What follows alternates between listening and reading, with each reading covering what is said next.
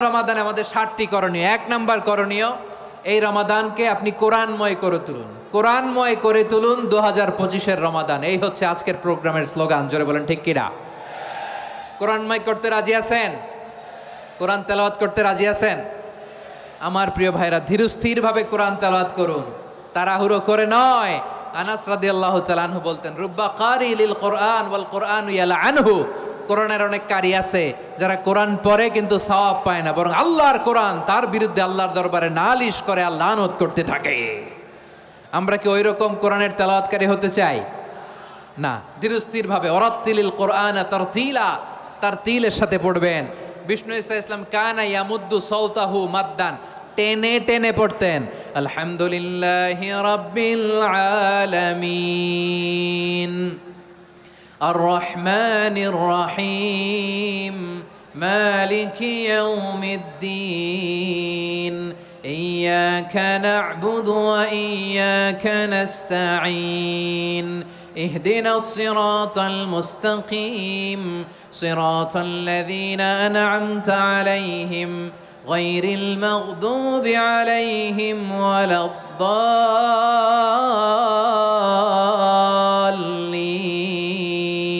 পড়েন আমিন। কানা ইয়ামুদ্দু সাওতাহু মাদ্দান, টেনে টেনে পড়তেন।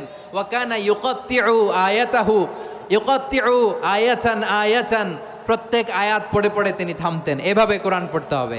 আমাদের অনেক মা বোনেরা আজকের এই চাঁপাইনবাবগঞ্জের প্রোগ্রামের অনেকগুলো মহিলা প্যান্ডেল আমি ল্যান্ডিং করার সময় দেখেছি। আমার অনেক বোনেরা, ওনারা কোরআন খতম করতে যে এমনভাবে তেলাওয়াত করেন, কোরআন তেলাওয়াতের আদব আর অবশিষ্ট থাকে না। আমরা তারতিলের সাথে তেলাওয়াত করব, যেমনটি আমি পড়ে শোনালাম। বিষ্ণু ইসলাম প্রতি আয়াত শেষে থামতেন, টেনে টেনে পড়তেন, তারতিলের সাথে পড়তেন, সুর করে পড়তেন। মানলাম ইয়াতাগান্না বিল কোরআন ফালাইসা মিন্না, যে সুর করে কোরআন পড়ে না সে আমার উম্মত হতে পারে। জাইনুল কোরআন বিআসওয়াতিকুম, বিষ্ণু বলেন সুর করে কোরআন পড়বা। অনেকে কোরআনের খতম তুলবার জন্য কোরআনরে একেবারে খতম করে দেয়, এরকম আছে না নাই? কোরআনের খতম তোলার জন্য কোরআনরে কি করে? একেবারে খতম করে দেয় না। আপনি ধীরস্থিরভাবে পড়ে যদি খতম দিতে পারেন মাশাআল্লাহ, না পারলে যতটুকু পারেন পড়বেন। এরপর অনুবাদ পড়ার চেষ্টা করবেন, তাফসির পড়ার চেষ্টা করবেন।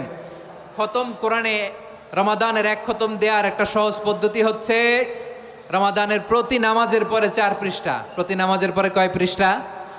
4 পৃষ্ঠা। তাহলে 5 ওয়াক্তে 4 পাঁচা 20 পৃষ্ঠা। হেফজে কোরআনগুলো 20 পৃষ্ঠা 1 পারা।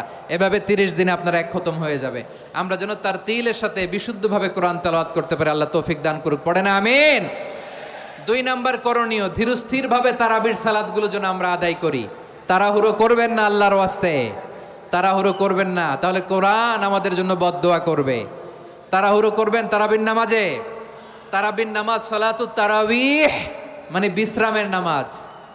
আর আমরা পড়ি সলাতুল কিতার, রেলগাড়ির মতো নামাজ। চিল্লায় বলেন ঠিক কি না?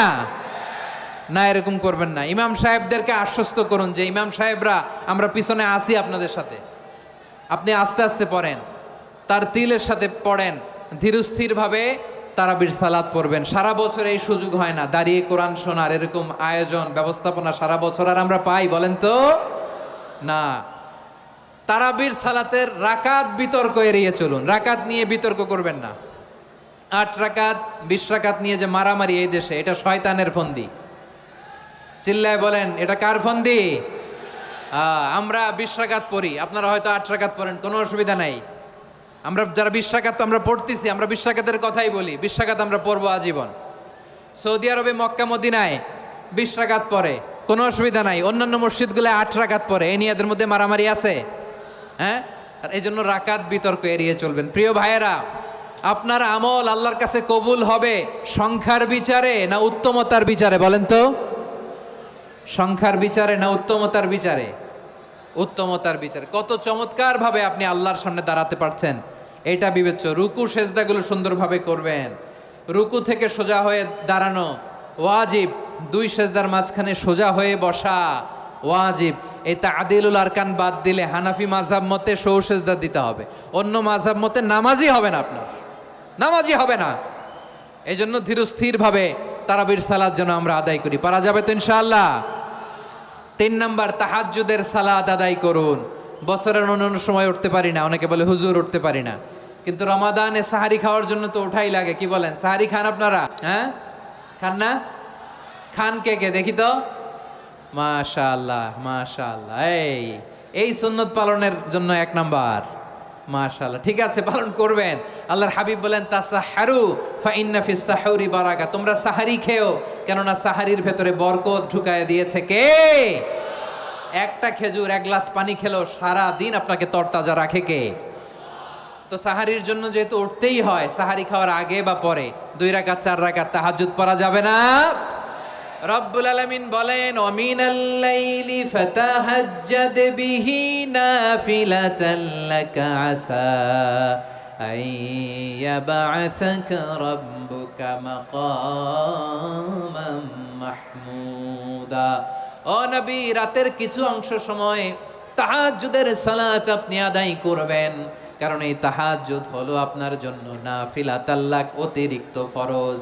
আপনাকে মাকামে মাহমুদে অধিষ্ঠিত করবে কে? এজন্য যারা সম্মানিত হতে চান, সম্মানের আসনে যেতে চান, তাদের জন্য তাহাজ্জুদ অবধারিত। আমরা রমজানে সাহারির আগে তাহাজ্জুদ পড়তে চাই কি চাই না? এই নামাজটারে আল্লাহ বড্ড ভালোবাসেন। কেন জানেন? কারণ গভীর ঘুমকে স্যাক্রিফাইস করে আমরা এই নামাজ পড়ি। ঘুমের আরবি জানা আছে কারো? ঘুমরে আরবিতে কি বলে? অনেকগুলো আরবি আছে। একটা আরবি হচ্ছে নুআস, তন্দ্রা, তন্দ্রা, আমানাতান নুআসা কোরআনে এসেছে। আরেকটা আছে ঝিমুনি, ঝিমুনি, এইভাবে ঝিমুনি আসে ঘুমের আগে, এটারে বলে সিনা। এটারে কি বলে? সিনা। স্বাভাবিক ঘুমকে আরবিতে বলে নাউম। স্বাভাবিক ঘুমকে কি বলে? এই সিনা আর নাউমকে আল্লাহ এক আয়াতে এনেছেন, লা তাখুযুহু সিনাতু ওয়ালা নাউম। আল্লাহর তন্দ্রা নাই, ঘুম নাই, ঘুমের আগে যে তন্দ্রা আছে ওইটাও নাই। তাহলে নুআস, সিনা, নাউম পেলাম। আরেকটা ঘুমের আরবি হচ্ছে হুজুদ। চাঁপাইনবাবগঞ্জ আওয়াজ করে বলেন, আরেকটা ঘুমের আরবি কি? হুজুদ। এটা মাঝরাতের ঘুম, শেষ রাতের ঘুম, যেই ঘুমটা বড্ড মজা লাগে। কাঁথা টেনে টেনে, ব্ল্যাঙ্কেট টেনে টেনে আরেকটু ঘুমাইতে মন চায়, আরেকটু, আর 1 মিনিট, আর 2 মিনিট, এরকম একটা মজার ঘুম শেষ রাতে আছে না নাই? এই শেষ রাতের ঘুম, এই হুজুদের ঘুমকে স্যাক্রিফাইস করে যেই সালাত পড়া হয়, ওই সালাতের আরবি নাম হচ্ছে সলাতুল হুজুদ বা সলাতুত তাহাজ্জুদ। চিল্লায় বলেন আল্লাহু আকবার। এজন্য আল্লাহ তাআলা এই তাহাজ্জুদের সালাতকে এত পছন্দ করেন। পড়বেন তো রমাদানে। 4 নম্বরে মুক্ত হস্তে দান করুন, মুক্ত হস্তে দান করুন। ওয়ামা আতাইতুম মিন যাকাতিন তুরিদুনা ওয়াজহাল্লাহি ফাউলাইকা হুমুল মুদঈফুন। তোমরা মনে করো না যাকাত দিলে তোমাদের সম্পদ কমে যায়, এটা ভেবো না, বরং তোমরা আল্লাহর খুশির জন্য যে যাকাত দাও, তারপরে তোমার যে সম্পদ থাকে ওই সম্পদের মধ্যে প্রবৃদ্ধি দান করে কে? আপনি মনে করছেন দিলে কমে? চাঁপাইনবাবগঞ্জের ভাইয়ের আওয়াজ করে বলেন, দান করলে কি সম্পদ কমে নাকি বাড়ে? আওয়াজ করে বলেন, কমে না বাড়ে? বাড়ে। যেটা দান করেন, কামাসালি হাব্বা আম্বাতাত সাবআ সানাবিলা ফি কুল্লি সুম্বুলাতিন মিয়াতি হাব্বা। 1 টাকা দান করলে এটা চারা বীজের মতো, রূপে দিলে 7টা শীষ, প্রতি শীষে হয় 100 শস্য দানা। আল্লাহ যারে চায় এরকম বাড়ায় দেয়, প্রবৃদ্ধি দেয়। সুবহানাল্লাহ। এজন্য মুক্ত হস্তে দান করতে রাজি আছেন? আগে আগে যাকাত ক্যালকুলেট করে রাখেন। আপনার যাকাত বর্ষ যদি পরেও হয়, দেরি করেও হয়, ধরেন যে প্রতি বছর মুহররমে দেন, আপনি আগে দিতে পারবেন। যাকাত অগ্রিম আদায় করা যায়। সুবহানাল্লাহ বলেন।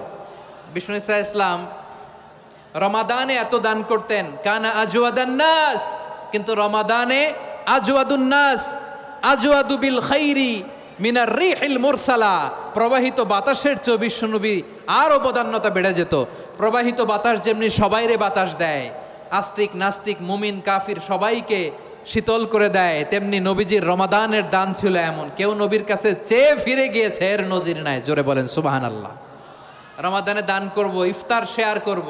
কাউকে ইফতারি করালে সারাদিন রোজা রেখে তার যে সওয়াব, আপনি ইফতার করানোর কারণে আপনার আমলনামায় ওই সওয়াব আল্লাহ ঢুকাই দিবেন। পড়েন সুবহানাল্লাহ। সাহাবারা বললেন, নবী আমরা গরিব মানুষ, ইফতারি খাওয়ানোর পয়সা নাই। আল্লাহর হাবিব বললেন, ওয়ালাউ বিমাজকাতি লাবান, 1 ঢোক দুধ, ওয়ালাউ বিতামরা, 1টাও খেজুর, ওয়ালাউ বিশারবাতিমা, এক ঢোক পানি খাইয়েও যদি কারো রোজা ভাঙাও, তারপরে ওই সওয়াব তোমার আমল নামায় দিবে কে? তাহলে মুক্ত হস্তে দান করুন 4 নাম্বার। 5 নাম্বার হচ্ছে কদর তালাশ করুন। রমজানের সবচেয়ে দামি সময়। বিষ্ণু বলেন, মান হরিমা খাইরাহা ফাকাদ হরিম, যে কদর মিস করলো সে সব মিস করলো, হি ইজ দ্য লুজার। আচ্ছা বলেন, এই বরকতের মাসে আমরা কি লুজার হতে চাই না গেইনার হতে চাই? সবাই বলেনি, বলেন এই রমাদানে আমরা লুজার হব না গেইনার হব? ইন্না আনজালনাহু ফি লাইলাতিল কদরি ওয়া মা আদরাকা মা লাইলাতুল কদর লাইলাতুল কদরি খায়রুম মিন আলফি শাহর। পড়েন আল্লাহু আকবার। লাইলাতুল কদরি খায়রুম মিন আলফি শাহর, 1000 মাসের চেয়েও সেরা। 1000 মাসে হয় 83 বছর 4 মাস। 83 বছর 4 মাস টানা ইবাদত করলে যেই সওয়াব, কদরের রাতে ইবাদত করলে অতটুকু সওয়াব আপনি পাবেন, আল্লাহ সেটা বলে নাই। আল্লাহ বলে তার চাইতো বেশি সওয়াব দিয়ে আপনার আমলনামা ভরে দিবে কে? কদর যেন মিস না হয়। 21, 23, 25, 27, 29 নাকি খালি 27? আপনারা কি খালি 27? হ্যাঁ না, ফালতামিসু ফিল আশরিল আওয়াখিরি ফিল মিনাল ভিতরি, রমজানের শেষ দশকের বেজর রাতগুলোকে কদর হিসেবে তালাশ করো। আল্লাহর হাবিব সাল্লাল্লাহু আলাইহি ওয়াসাল্লাম শেষ 10 দিন টানা ইবাদত করতেন, টানা ইবাদত। ইদা জাআল আশরু আহিয়াল লাইলা আইকাযা আহলা ওয়া জাদ্দা ওয়া শাদ্দাল মিজার, সারা রাত জেগে ইবাদতের নজির নবীজির নাই, শুধু রমজানের শেষ দশক ছাড়া। সুবহানাল্লাহ বলেন। নিজেও ঘুমাতেন না, ফাতেমা রাদিয়াল্লাহু তাআলা আনহু, আলী রাদিয়াল্লাহু তাআলা আনহু কাউকে ঘুমাতে দিতেন না, সবাইকে জাগিয়ে তুলতেন। আমরা সারা রাত জেগে ইবাদত করব, রাজি আছেন তো? কদর যেন আমাদের মিস না হয়। আজকে থেকেই ক্যালেন্ডারে মার্ক করে রাখেন, সব কাজ পেছনে ফেলে, সব ব্যস্ততাকে পেছনে ফেলে ইবাদতের জন্য আমরা প্রস্তুত থাকব কদরের রাতে। কোনোভাবে কদর যেন আমাদের মিস না হয়, ইনশাআল্লাহ। বলেন তো সবাই। 6 নম্বরে পারলে ইতিকাফ করবেন। আল্লাহর হাবিব সাল্লাল্লাহু আলাইহি ওয়াসাল্লাম প্রতি বছর 10 দিন ইতিকাফ করতেন। যে বছর ইন্তেকাল করবেন সে বছর 20 দিন ইতিকাফ করেছেন। আপনি বলবেন, হুজুর ইতিকাফ না করলে সমস্যা কি? আমার নবী একটা ইবাদত সারা জীবনেও ছাড়ে নাই, আর আপনি জীবনে একবারও করেন নাই। এবার হিসাব আপনার কাছে, হিসাব আপনার কাছে। না পারলে অন্তত রাত্রি বেলাগুলো মসজিদে কাটাবেন, পারবেন তো ইনশাআল্লাহ? সব শেষে শিশু এবং নারীদের ব্যাপারে বিশেষ খেয়াল রাখবেন। শিশুদের রমাদানের ব্যাপারে উৎসাহ দেন, তাদের প্রস্তুতি নেওয়ান, তাদেরকে রোজা রাখতে দিবেন। আমার ভাইয়েরা এবং বোনেরা, পর্দার আড়ালে মায়েদেরকে বলবো, চাপাই নবাবগঞ্জের মায়েরা, 1 দিন 2 দিন না খেয়ে থাকলে আপনার ছেলে মেয়ে মারা যাবে না, ঠিক কিনা বলেন? ওদেরকে উৎসাহিত করেন, ওদের ছোট্ট যারা রাখতে দেন, বলেন যে বাবা সকাল থেকে দুপুর পর্যন্ত না খেয়ে থাকলে তোমার অর্ধেক রোজা, এরকম 2 দিন অর্ধেক মিলে তোমার 1 রোজা। এরকম আমি কত রোজা রাখছি ছোটবেলায়, কোনো হিসাবই নাই। আমার দাদি বলতো সকাল থেকে না খেয়ে দুপুর 12টা পর্যন্ত রাখলে নাকি অর্ধেক হয়, এরপরের দিন অর্ধেক, 2 অর্ধেক মিলে 1 রোজা। এটা তো আসলে রোজা হয় না, কিন্তু তাকে উৎসাহ দেয়া। ইফতার প্রোগ্রামগুলোতে নিবেন আমাদের বাচ্চাদেরকে, দেখবেন যে ওর ক্ষুধা লাগতেছে, খায় না, কারণ কেউ খায় না। একজন আজান দিচ্ছে, সবাই খেজুর নিয়ে ইফতার করতেছে। এই দৃশ্য, এই ট্র্যাডিশন, এই ইবাদত, এই তারবিয়া ওর আগামীর জীবনটাকে সুন্দর করবে। চিল্লায়া বলেন ঠিক কি না? এভাবে আগামীর প্রজন্মকে আমাদের গড়তে হবে। শিশুদের রোজার ব্যাপারে প্রস্তুতি নিন, উৎসাহ দিন। আর নারীদেরকে কষ্ট দিবেন না। সারা দিন পেঁয়াজু, আলুর চপ, বেগুনি, পাকোড়া, ছোলা, মুড়ি, শরবত, রুয়াবজা আছে না নাই? বানাতে বানাতে আমাদের বোনেরা কাহিল হয়ে যায়, আর তারাবি পড়তে পারে না, ইবাদত করতে পারে না। আমরা যেন আমাদের বোনদের প্রতি ইহসান করি, পারবেন তো সবাই? এই 7টি করণীয়, 7টি বর্জনীয়। 1 নাম্বার, বিলম্বে ইফতার করবেন না কখনো। 1 নাম্বার, দেরি করে ইফতার করা নিষিদ্ধ। ইহুদিরা দেরি করে ইফতার করে। লা ইয়াজালুন নাসু আলা খাইরিন মা আজ্জালুল ফিতরা। বিশ্বনবী বলেছেন, এই উম্মত যতদিন আগে আগে ইফতার করবে, এই উম্মতের কপাল থেকে কল্যাণ কেউ ছিনিয়ে নিতে পারবে না। চিল্লায় বলেন ঠিক কি না? আজানের জন্য বসে থাকবেন না, সময় দেখবেন। স্থানীয় সময় যখন সূর্যাস্ত হওয়া মাত্রই বিসমিল্লাহ, খেজুর খেয়ে ফেলবো, পারবেন তো? নাকি দেরি করবেন?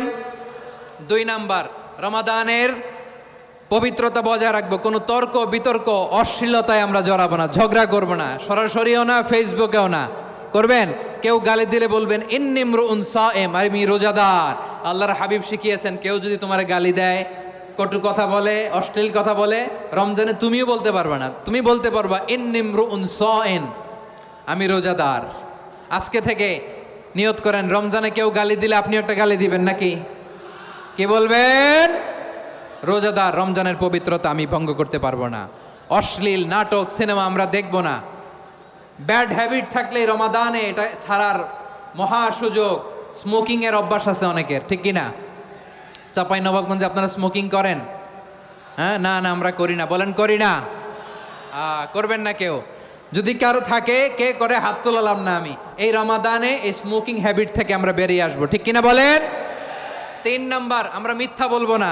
বিশ্বনবী বলেন মানলাম ইয়াদা কাওলা যুরি ওয়াল আমালা বিহি ফালাইসা লিল্লাহি হাজাতুন ফি আইয়াদা তাআমাহু ওয়া শারাবা।